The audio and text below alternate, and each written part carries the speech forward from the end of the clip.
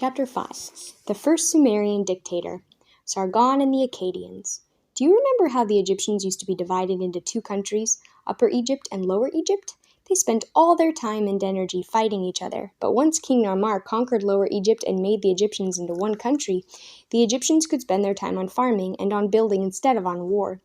Egypt grew richer and stronger once all the quarreling Egyptians were united into one. The same thing happened over in Mesopotamia, between the Tigris and Euphrates rivers.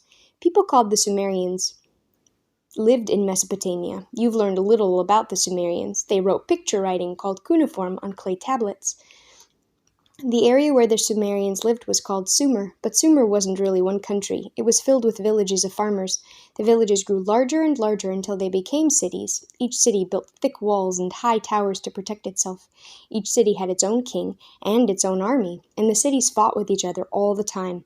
We call them city-states because each city was like a separate country. The cities put all their energy into protecting themselves from their neighbors. But one Sumerian wanted to make all the quarreling cities into one country, just like King Narmar made Egypt into one country. This man was named Sargon. There are many stories about Sargon. One of the oldest stories says that he had no parents. He just floated down the Euphrates River in a basket when he was a baby. The basket got stuck in the reeds at the edge of the river near a city estate called Kish. One of the servants of the king of Kish happened to be down at the river getting water in a jug. He heard a strange sound. Where was that sound coming from? The servant saw a basket. He bent down to look inside and saw a crying baby, the baby Sargon. The servant took the basket back to the palace of the king of Kish. The king gave him permission to keep the baby and raise it. So Sargon grew up inside the palace. He became strong, handsome, and popular with the other courtiers. He even became the cupbearer to the king, and every meal he would bring the king his wine in a golden cup. The king's cupbearer was one of the most trusted servants because it would have been very easy to poison the king's wine, but the king of Kish trusted Sargon.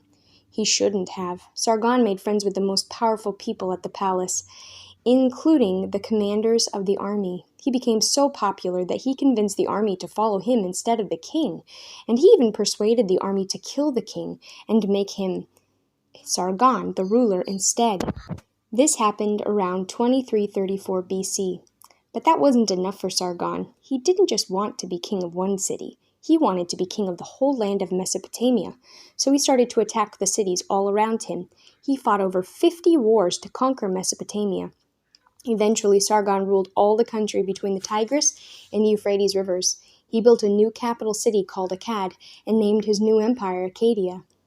Now Sumer was united into one country under one ruler.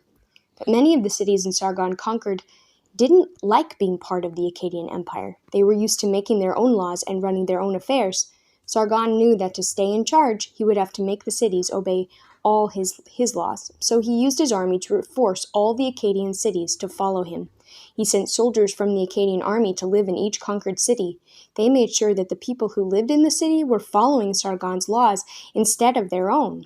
If the conquered cities didn't obey, the soldiers punished them. This is called a military dictatorship. Military means having to do with the army. A dictatorship is when people have to obey the government without asking any questions. In a military dictatorship, the army is in charge. Sargon's empire lasted for years, but only because he used the power of his army to keep it together.